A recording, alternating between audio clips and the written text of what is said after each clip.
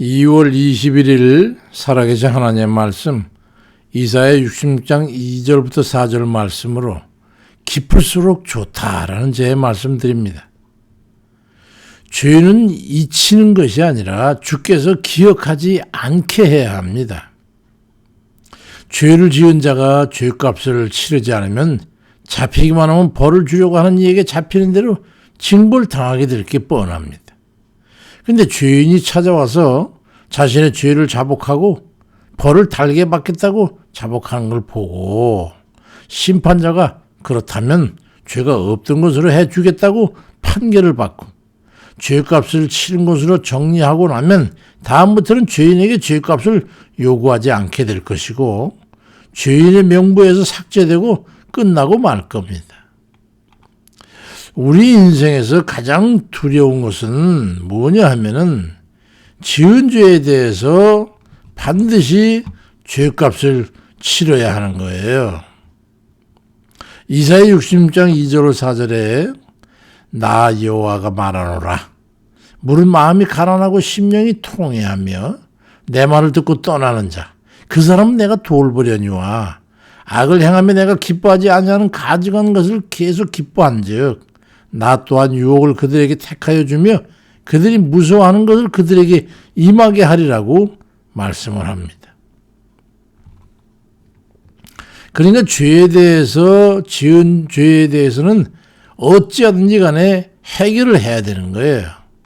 그 징벌을 줘야 하는 하나님의 요구를 만족시켜주고 죄 없음의 판결을 받아야 합니다.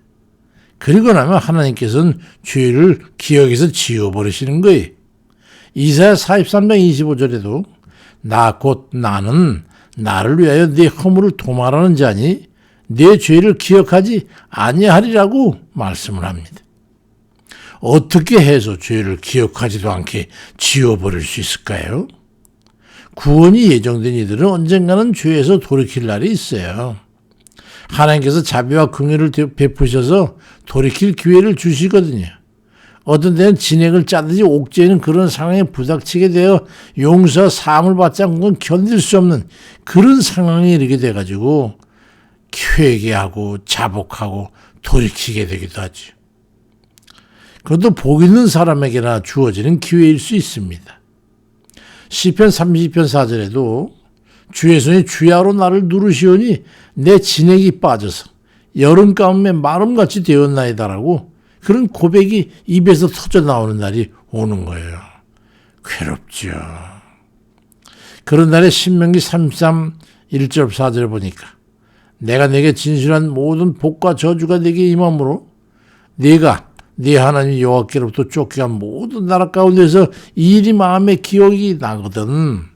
너와 네 자손이 네 하나님 여호와께로 돌아와서 내가 오늘 네게 명령한 것을 온전히 따라 마음을 다하고 뜻을 다하여 여호와의 말씀을 청종하게 되면 네 하나님 여호와께서 마음을 돌이키시고 너를 긍휼히 여기사 너를 이끄실 것이라고 말씀합니다.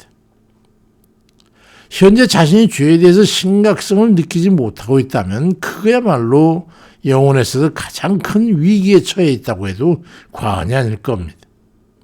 그럴 리 없겠지 뭐 하는 이런 요행심에 사로잡혀가지고 아무 걱정 없이 오늘 하루도 지냈을지는 모르겠지만은 실제는 이 밤에라도 하나님께서 자신의 영혼을 취하신다면 원함과 소망과는 달리 엉뚱한 것을 향해 이끌어가게 될 것이기 때문이지. 아무도 이 의구심에 대해 자유로운 사람이 없어요. 항상 현재 시제로 성결한 영혼으로 마련해 있기가 쉽지 않기 때문입니다.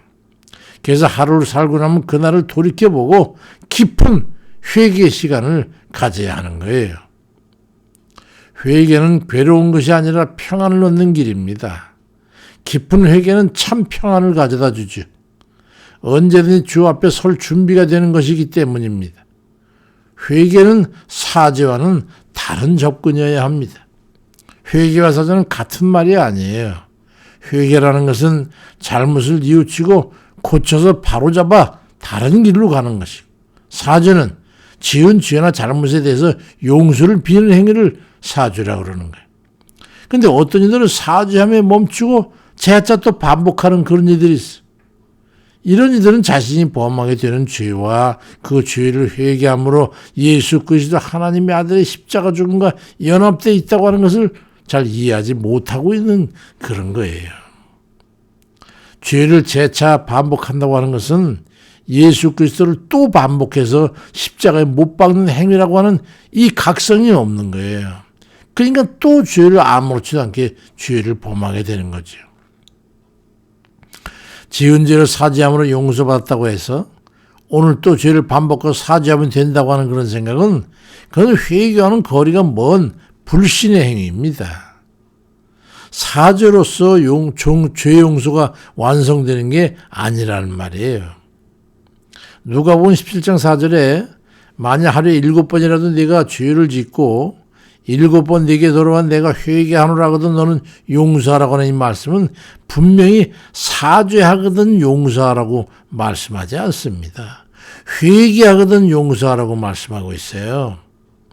비록 죄를 뉘우치고 돌이킨 심령이 또 무너져서 죄를 범한다 할지라도 분명히 뉘우침과 돌이켜 죄악과 관계를 끊는 결단이 포함되어 있어야 그게 회개인 거예요. 골로새 2장 2절에 이는 그들로 마음의 위안을 받고 사랑 안에서 연합하여 확실한 이해의 모든 풍성함과 하나님의 비밀인 그리스도를 깨닫게 하려 함이라고 말씀합니다.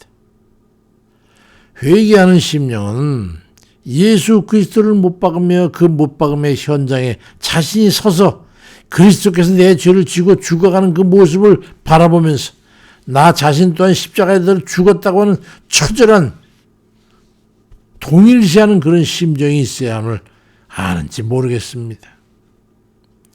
회개가 깊을수록 재범의 제어력이 강한 거예요. 그래서 내가 죄를 짓게 되면 나를 위해 죽으신 주님을 또 못 박아야 한다는 감당할 길이 없는 그 자책의 괴로움을 맛봐야 되는 것이기 때문에 사실이 그렇다면 그렇게 쉽사리 죄에 굴복하고 죄를 밥 먹듯이 할 수는 없을 겁니다.